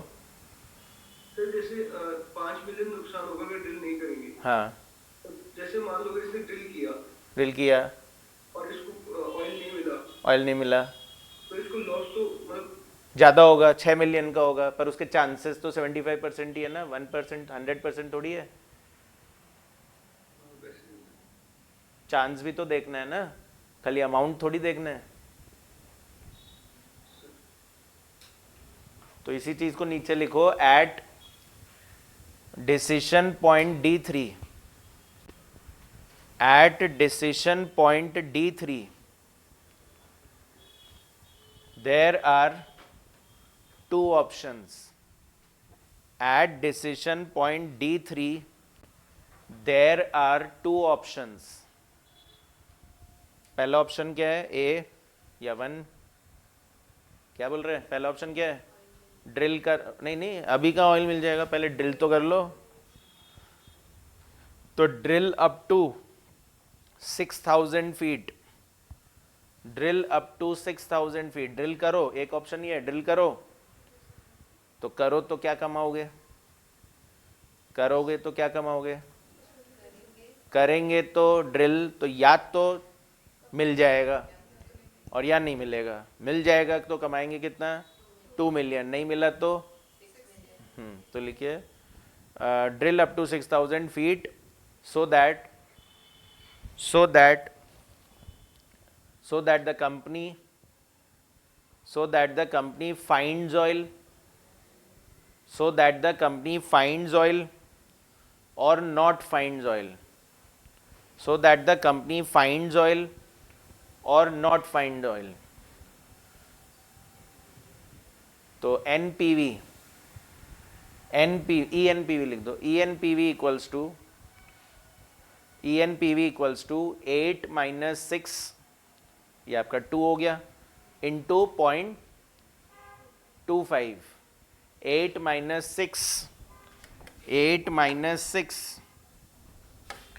माइनस 6 यानी 2 मिलियन कमाने के चांस कितने हैं? 0.25. और 0 माइनस 6 होने के चांसेस कितने हैं? 0.75.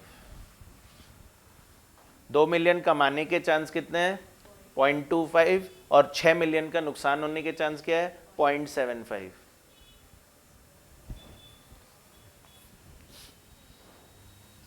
तो 2 इंटू 0.25 और माइनस 6 इंटू 0.75 इज माइनस कितना है? 4.5. और डिवाइड बाय 1 तो फाइनली -4. पर ये तो एक ऑप्शन हुआ ना, ड्रिल करो. और दूसरा ऑप्शन क्या है? मत करो. तो second option do not drill. तो क्या डू नॉट ड्रिल में एनपीवी 0 है क्या? तो मैं यही बोल रहा हूँ, 0 नहीं है. 6 मिलियन लग गए आपके. आपने 6 मिलियन आउटफ्लो कर दिया था. ठीक है, 6000 फीट तक अगर ड्रिल करोगे, 6000 फीट तक ड्रिल करोगे तो दो ऑप्शन है, ये तो ऑयल मिलेगा या नहीं मिलेगा. हाँ, नहीं करा तो 5 मिलियन है. सॉरी मैंने 6 बोल दिया. डू नॉट ड्रिल में NPV equals to -5. Do not drill में एनपीवी इक्वल्स टू -5. तो क्या बोलूँ फाइनली? डिसीजन क्या ले? करना चाहिए. तो therefore drill up to 6000 feet. Therefore drill up to 6000 feet. फिर रिपीट कर रहा हूं, एक एक लाइन को पढ़ो. At decision D3 there are 2 options. या तो ड्रिल करो या फिर ड्रिल मत करो. ड्रिल करोगे तो क्या कमाओगे? या तो 2 मिलियन कमाएंगे जिसके चांस है 0.25, या 6 मिलियन का नुकसान होगा जिसके चांसेस है 0.75. तो एवरेज आ गया -4. पर अगर ड्रिल नहीं करूं तो -5. तो क्या करना चाहिए? ड्रिल करना चाहिए. ठीक है. तो D3 को अब भूल जाओ, मतलब D3 के आगे का सब भूल जाओ. अब इसको छुपा ही दो, है ना. इसको देखो भी मत अब, क्योंकि हमने यहाँ तक का तो डिसाइड कर लिया है ना. अब ये है बस.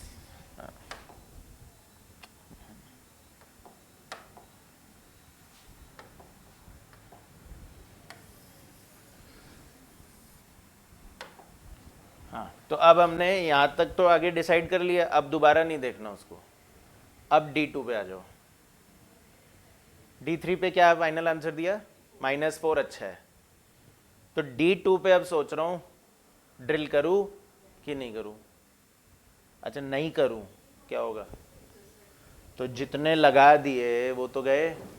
तो यानी NPV -4 तो है ही, -4 तो है ही. पर अगर ड्रिल कर लूँ तो शायद इस माइनस को बचा सकता हूँ।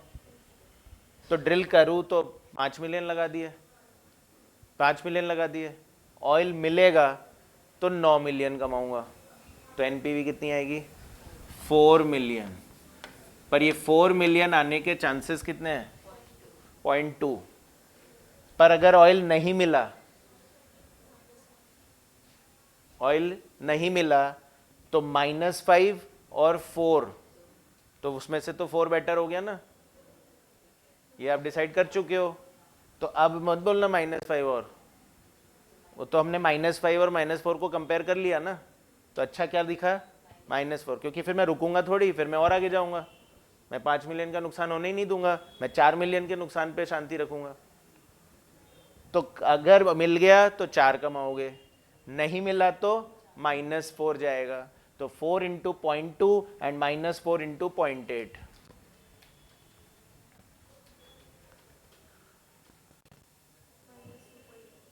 -2.4। 4 into 0.2 is 0.8 and -4 into 0.8 is 3.2। 2.4 आएगा, सही है। 4 into 0.2 और प्लस -4 into 0.8 कितना आएगा?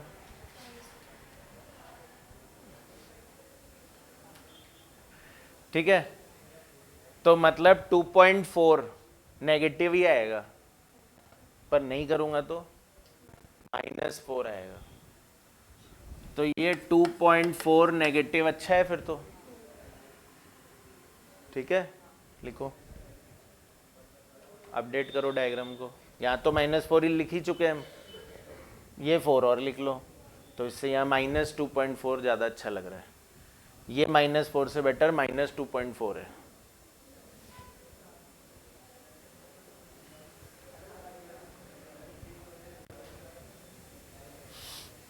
तो लिखो नीचे, at decision point D2, at decision point D2, at decision point D2 there are two options. There are two options. First, drill up to drill up to 4,000 feet. Drill up to 4,000 feet. तो ENPV equals to, तो अगर drill कर लिया तो कितने कमाऊंगा? 2 case है, या तो 4 या -4। 4 के चांसेस है 0.25, -4 के चांसेस है 0.8। तो 4 इंटू 0.2 प्लस -4 इंटू 0.8, नहीं ब्रैकेट ऐसे लिखो ना, 4 इंटू 0.2 एंड प्लस -4 को ब्रैकेट लगा दो इंटू 0.8। 4 इंटू 0.2 प्लस -4 इंटू 0.8, तो ये आ रहा है -2.4। पर सेकेंड ऑप्शन क्या है? डू नॉट ड्रिल, मत जाओ 4,000 तक।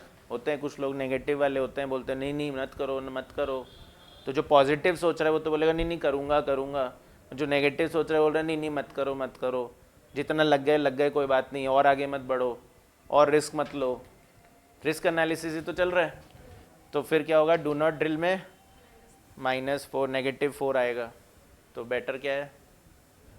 करना चाहिए drill. Therefore drill up to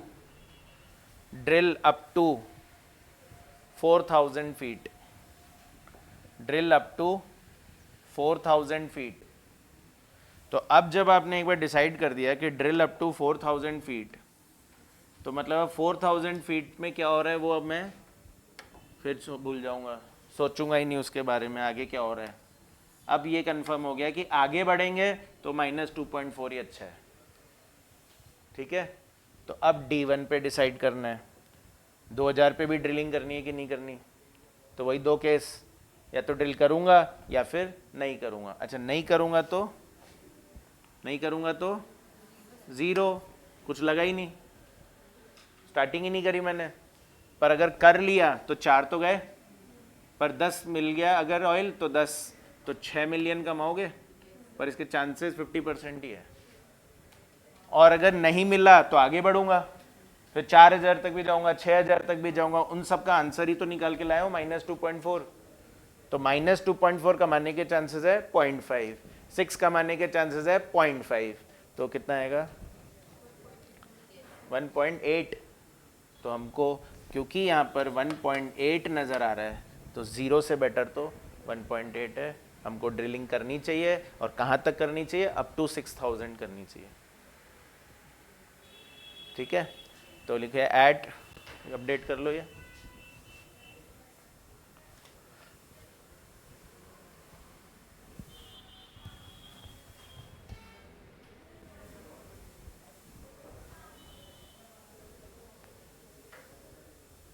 आराम से और देख लेना आज सब लोग, चाहे वो रिकॉर्डिंग से कर रहे हैं आप लोग, चाहे आप लाइव कर रहे हैं, कैसे भी करिए, पर आप दोबारा देख लीजिए, नहीं आए मुझे इन्फॉर्म करिए, मैं दोबारा समझाऊंगा, पर मेहनत करनी पड़ेगी। ये सोचो कि सर ही 10 बार बस अपने आप ही समझाते रहे, वो नहीं होगा। एक बार ट्राई तो करो, फिर नहीं आएगा फिर दोबारा बताएंगे।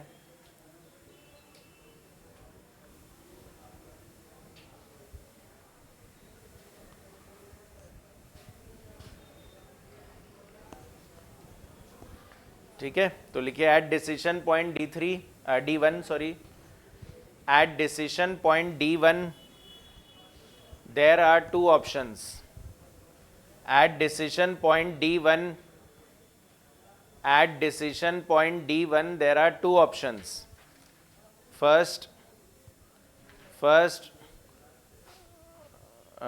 क्या है, drill up to 2,000 feet, drill up to 2,000 feet, drill up to 2,000 feet। तो बताओ कमाने कितना कमाऊंगा अगर कर लिया तो ENPV इक्वल्स टू 10 - 4, 10 - 4, 10 - 4 से 6 आ जाएगा ना, तो 10 - 4 into 0.5 and plus -2.4 into 0.5 whole divide by 1। तो आप बोलोगे सर इसमें आप 4 माइनस नहीं कर रहे हो, क्योंकि ये -2.4 -4 से बेटर था भाई। यहाँ पे क्या थे, दो केस थे ना, तो या तो नहीं करोगे तो -4, तो ये आ गया ना ये वाला -4, और करूंगा तो 2.4 नेगेटिव, तभी तो बोला इन दोनों में से बेटर ये है। और डिवाइड बाय 1 कितना आ रहा है 1.8। और second option do not drill, तो 0 आएगा, NPV 0, तो therefore drill up to 2,000 feet. तो आप ऐसे कर ही नहीं सकते कि आप पहले D1 पे डिसाइड कर लो, क्योंकि आप पहले D1 पे डिसाइड कर लोगे तो आप फिर 4 से कंपेयर कर बैठोगे, जबकि कंपैरिजन -2.4 से होना है इसका। तो इसलिए रिवर्स चलते हैं इसमें, एक एक खत्म करते जाओ, एक एक बॉक्स को खत्म करते जाओ। तो जो पहला क्वेश्चन डिसीजन ट्री का मैंने कराया था उसमें था ही एक ही डिसीजन, ठीक है। फिर जो आपको उसके बाद नेक्स्ट करवाया उसमें 2 डिसीजन, नहीं 3 ही थे, पर वो इतना कॉम्प्लिकेटेड नहीं था, तो ये एक थोड़ा कॉम्प्लिकेटेड क्वेश्चन रहेगा, ठीक है। मतलब उसमें ऐसे था कि D1, इससे प्रीवियस वाले में D1, प्रीवियस वाला दिखा दे रहा हूँ, प्रीवियस वाले में क्या था D1, पर D2 और D3 एक ही पॉइंट पे थे, और इस जो अभी कराया उसमें D1 से D2, फिर D2 से आगे D3, तो पहले D3 फिर D2 फिर D1 आया। तो डिसीजन ट्री पे बस ये 3 ही क्वेश्चन है, ठीक है। फिर तो सिमिलर डालते रहो कितने भी, बाकी डिफरेंट ये 3 ही है। तो ये आपका मेथड ओवर होता है ना। टॉपिक नंबर 8 ओवर हो गया, टॉपिक नंबर 8 ओवर हो गया ना।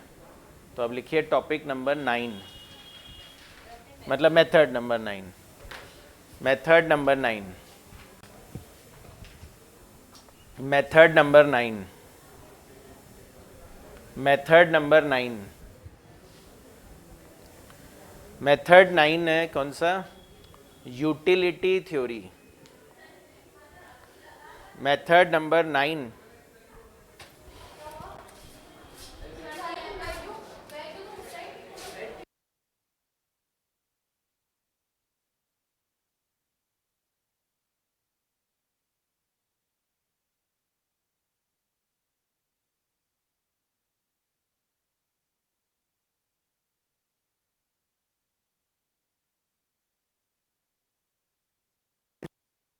यूटिलिटी थ्योरी, मेथड 9 है यूटिलिटी थ्योरी।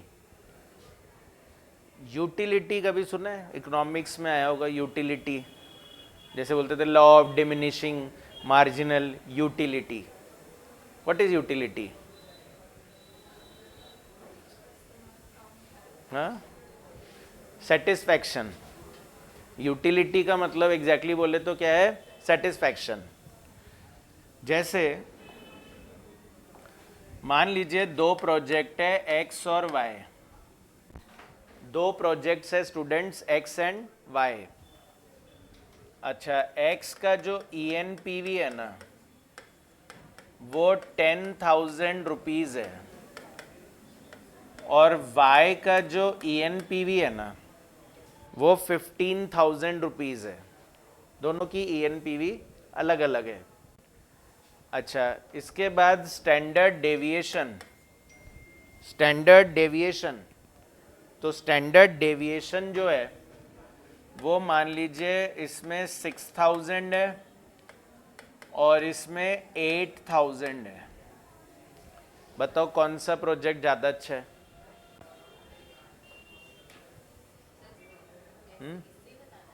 हाँ हाँ, जो इन्फॉर्मेशन है उससे आप जो डिसाइड कर सकते हो वो बताओ, कौन सा अच्छा है ज़्यादा?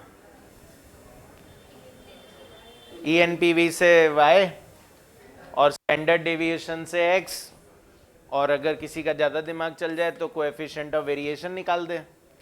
तो स्टैंडर्ड डेविएशन अपॉन ENPV तो कितना आ रहा है? 6,000 अपॉन 10,000 तो 0.6, और 8,000 अपॉन 15,000 0.53। हाँ, कौन सा अच्छा है? वाई, जिसमें रिस्क कम है। पर मैं यही बस चेंज करने बोल रहा हूँ अब आपको कि आप लोग अभी तक क्या चल रहे हो, आप लोग रिस्क एवर्जन प्रिंसिपल लगा रहे हो। रिस्क एवर्जन का मतलब क्या होता है? हम देखते हैं कि कहाँ हमारे रिस्क कम हो और हम लोग कम मतलब उसके हिसाब से बेस्ट रिटर्न कमा लें। भाई ये कंपैरिजन में आपने वाई क्यों अच्छा बोला? क्योंकि ये 0.6 अपॉन 1 है और ये 0.53 अपॉन 1 है। तो मतलब यहाँ 1 रुपए कमाने के लिए 0.6 रिस्क लेना है, यहाँ 1 रुपए कमाने के लिए 0.53 रिस्क लेना है। तो आप बोले 0.53 अच्छा है, पर मैं बोल रहा हूँ सच में थोड़ी 1-1 रुपए मिल रहा है। इसमें तो 10,000 मिल रहा है, इसमें 15,000 मिल रहा है। ठीक है, तो क्या होता है, लोग अलग अलग तरह के होते हैं। कुछ अग्रेसिव होते हैं। क्या होते हैं? अग्रेसिव। कुछ होते हैं कंजर्वेटिव और कुछ होते हैं मॉडरेट, है ना। इन्वेस्टर का बिहेवियर भी अलग अलग होता है। कोई अगर बिजनेस से पैसे लगा रहा है तो वो भी अलग अलग तरीके से सोच के लगा रहा है।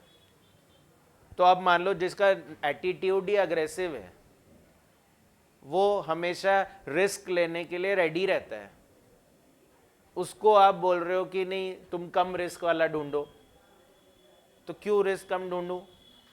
मेरा तो बिहेवियर ही यही है कि मैं तो रिस्क लेना चाहता हूं, क्योंकि मैं जानता हूं कि रिस्क ज़्यादा लूंगा तभी रिटर्न ज़्यादा मिलेगा। तो मतलब उसको तो सेटिस्फैक्शन ही इसी चीज़ में मिलता है ना कि रिस्क ज़्यादा होना चाहिए, मैं ज़्यादा कमाऊंगा। पर एक कंजर्वेटिव को सेटिस्फैक्शन ज़्यादा कहाँ मिलेगा? जहाँ कम रिस्क होगा। और मॉडरेट को एवरेज चलता है। तो ये जो CVVV हमने पढ़ा है ये सब मॉडरेट अप्रोच है, जिसको बोलते हैं risk averse approach.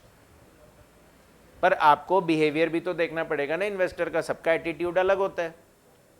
For example मैं आपको बोल दूं कि स्टूडेंट्स मैं आप लोग को एक सोर्स ऑफ इनकम बता रहा हूँ, आप 1 लाख रुपए कमा लोगे, तो आपको लगेगा हाँ सर हम करेंगे, 1 लाख रुपए हम कमाना चाहते हैं। पर ये सोर्स ऑफ इनकम मैं क्यों यूज नहीं कर रहा? क्योंकि मेरे लिए 1 लाख ज़्यादा नहीं है। अभी आप नहीं कमाते हो तो आपको लग रहा है 1 लाख अच्छा है, पर जो ऑलरेडी 10 लाख कमा रहा होगा उसको बोलोगे 1 लाख दिला देता हूं तो वो थोड़ी ना उसमें खुश रहेगा। तो मतलब सेम अमाउंट की यूटिलिटी सबकी अलग अलग होती है। ठीक है, investor to investor, person to person, हर चीज की यूटिलिटी डिफरेंट होती है। ठीक है, जैसे हमने वो पढ़ा है कि एक आइसक्रीम खाओगे तो यूटिलिटी ज्यादा है, पर फिर लगेगा यार एक और खा लेता हूँ, पर उसमें उतना मज़ा नहीं आएगा, उसकी यूटिलिटी कम हो जाती है। तो वैसे ही अगर आप 10,000 पहली बार कमा रहे हो, आपकी यूटिलिटी ज़्यादा होगी, पर जब आप कॉन्स्टेंटली वही कमाते रहोगे तो आपको लगेगा यार अब नहीं मज़ा आ रहा, अब थोड़ा बढ़ना चाहिए, वरना यूटिलिटी बढ़ती नहीं है फिर उसकी। समझ रहे हो? तो ये जो यूटिलिटी थ्योरी है ये क्या करेगा, ये कैश फ्लोज को अब कैश फ्लोज के फॉर्म में नहीं देखेगा, ये उसको यूटिलिटी में कन्वर्ट कर देगा, और उसके लिए आपको एक यूटिलिटी टेबल दी जाएगी।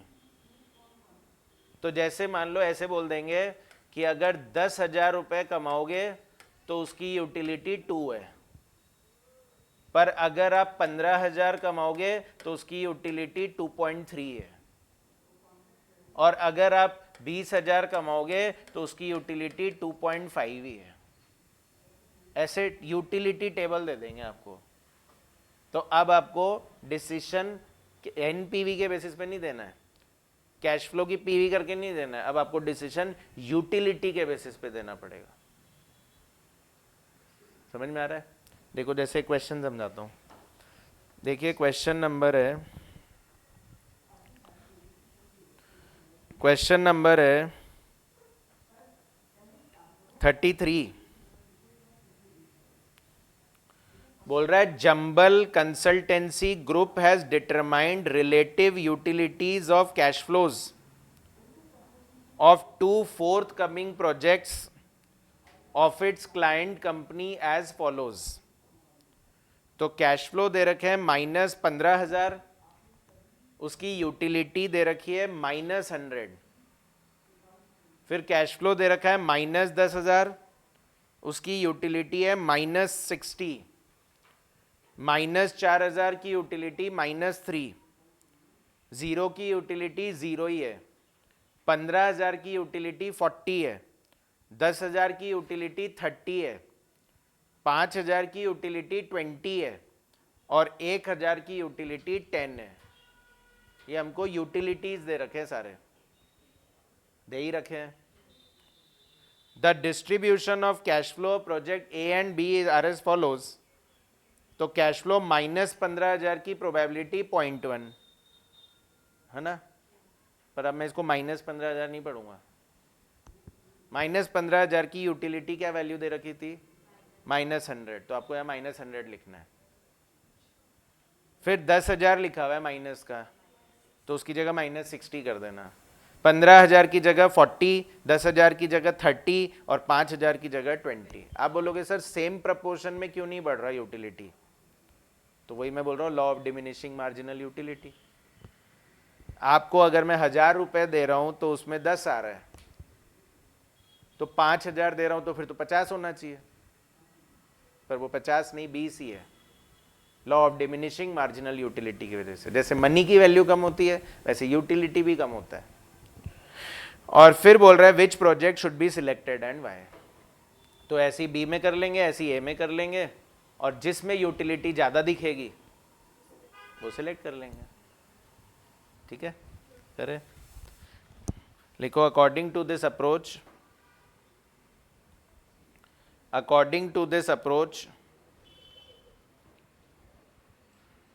cash flows will be converted into, according to this approach, cash flows will be converted into utility.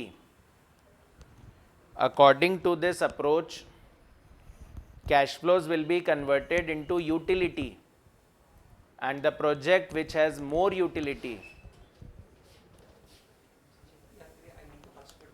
Sir आपको मैसेज किया था मैंने परसों।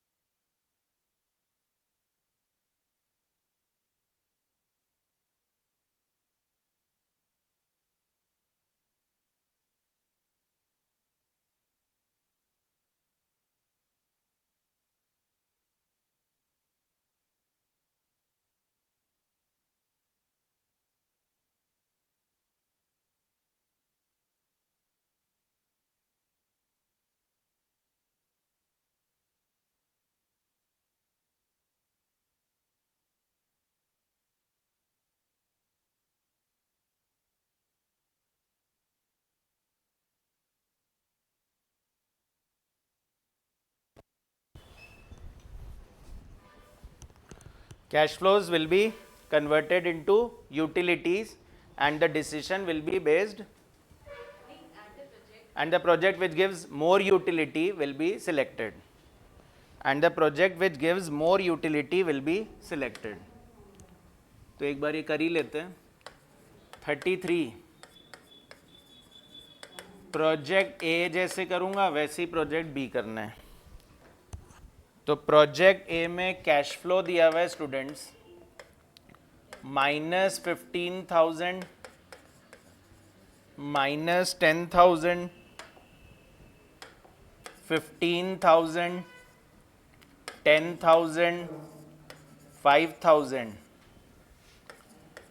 यूटिलिटी -15,000 में कितना बोले, -100, -10,000 में -60, 15,000 में 40, 10,000 में 30, 5,000 में 20. प्रोबेबिलिटी है 0.1. अच्छा, अगर डिस्काउंट रेट दिया होता ना तो पीवी भी करूँगा, यूटिलिटी की भी. हाँ, यूटिलिटी की भी पीवी होती है, पर नहीं दिया हुआ इसलिए नहीं करना है. तो probability into utility, probability into utility, वैसे ही हो गया प्रोबेबिलिटी इनटू कैश फ्लो, बस उसको प्रोबेबिलिटी इनटू यूटिलिटी बोल रहे हैं. तो -10 -12 16 6 एंड 2 आ रहा है. तो इसको बोलेंगे expected utility. Expected utility is equals to 2/1 मतलब 2. तो सिमिलरली प्रोजेक्ट बी का निकालोगे. प्रोजेक्ट बी तो प्रोजेक्ट बी का भी कैश फ्लोज दिए हुए हैं. कितने कितने दिए हुए हैं, -10,000 -4,000 15,000 5,000 10,000. और यूटिलिटी कितनी दी हुई है, यूटिलिटी -10,000 की -60, -4,000 की -3, 15,000 की 40, 5,000 की 20, 10,000 की 30. वही प्रोबेबिलिटी, फिर प्रोबेबिलिटी इनटू यूटिलिटी. तो प्रोबेबिलिटी है 0.1 0.15 0.40 0.25 0.10. तो -6 -4 3 इंटू -0.45 16 5 and 3.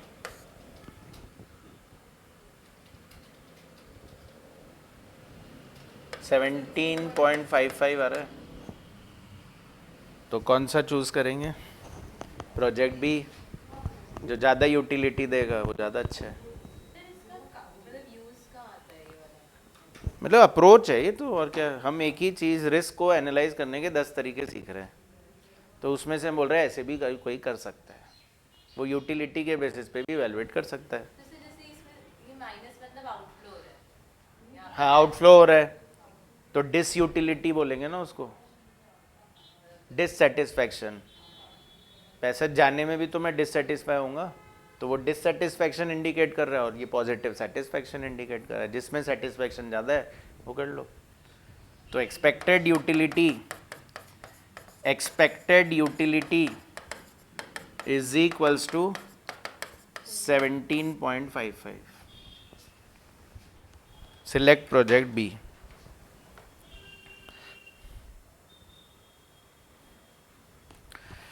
ठीक है, न्यू 2 अप्रोचेस कल सीखेंगे.